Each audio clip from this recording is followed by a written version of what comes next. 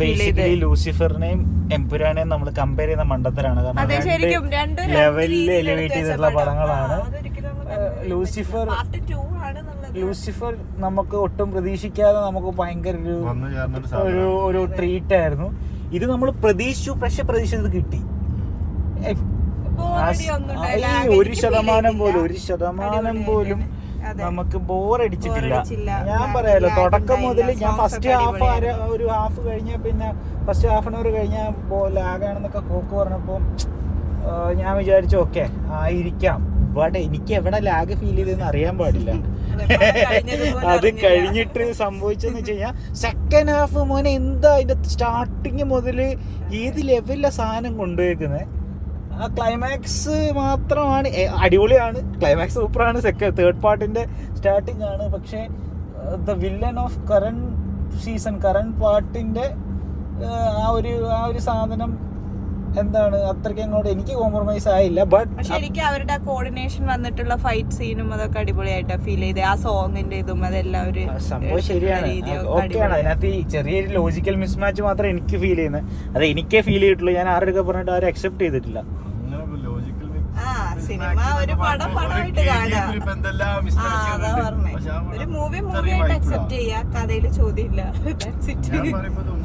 ഇപ്പൊ ഞാൻ ഇപ്പൊ ഇതിനകത്ത് എന്തെങ്കിലും പറഞ്ഞു കഴിഞ്ഞാൽ അത് സ്പോയിലർ ആവും. അപ്പൊ അതുകൊണ്ട് ഞാൻ പറയില്ല. എന്തായാലും എല്ലാവരും പടം പോയി കാണണം. പടം ഒരു രക്ഷയില്ല. ഇതേപടി ഒരു വിഷ്വൽ ട്രീറ്റ് മലയാള സിനിമ ഇതുവരെ കണ്ടിട്ടില്ല. So definitely everybody should watch this movie. Must watch മൂവിയാണ്. അത് പറ്റുന്നുണ്ടെങ്കിൽ ഐമാക്സിൽ തന്നെ എല്ലാവരും കാണാൻ ശ്രമിക്കുക. അപ്പോൾ ഇതിനകത്തിൽ എന്താ പറയുക, സ്ക്രീനിൻ്റെ ആസ്പെക്ട് റേഷ്യോൻ്റെ കാര്യങ്ങളും പ്രശ്നങ്ങളൊക്കെ പൃഥ്വിരാജ് പറഞ്ഞിട്ടുണ്ട്. പക്ഷെ അതൊന്നും നമുക്ക് ഫീൽ ചെയ്യില്ല. സാധാരണക്കാരായിട്ട് പടം കണ്ടിട്ട് സംഭവം ഒരു രക്ഷയില്ല.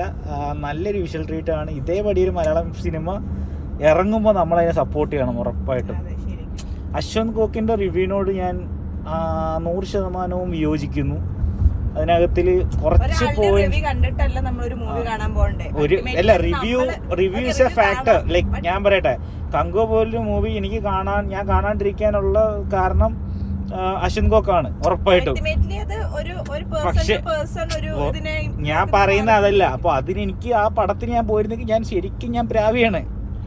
ബട്ട് ഫോർ ദിസ് ഒരിക്കലും അശ്വന്ത് കോക്ക് പടം കാണരുതെന്ന് മോശമെന്ന് പറഞ്ഞില്ല. ബട്ട് അൾട്ടിമേറ്റ്ലി അതിനകത്തുള്ള ഒരു ആവശ്യമില്ലാത്ത വലിച്ചുകിരൊട്ടിക്കൽ ഫീൽ ചെയ്ത് എനിക്ക്. ഇപ്പോൾ ദീപക് ദേവിൻ്റെ കാര്യത്തിൽ എസ്പെഷ്യലി ആ സഞ്ചാരി പാട്ട് 100% അയാൾ പറഞ്ഞ ശരിയാ.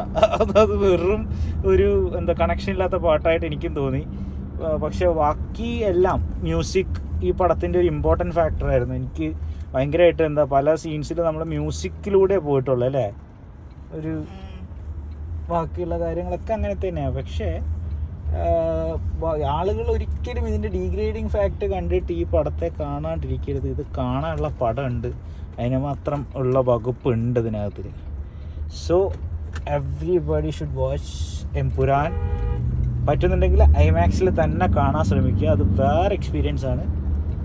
സംഭവം പൊള്ളി സാധനമാണ്. ഓക്കെ.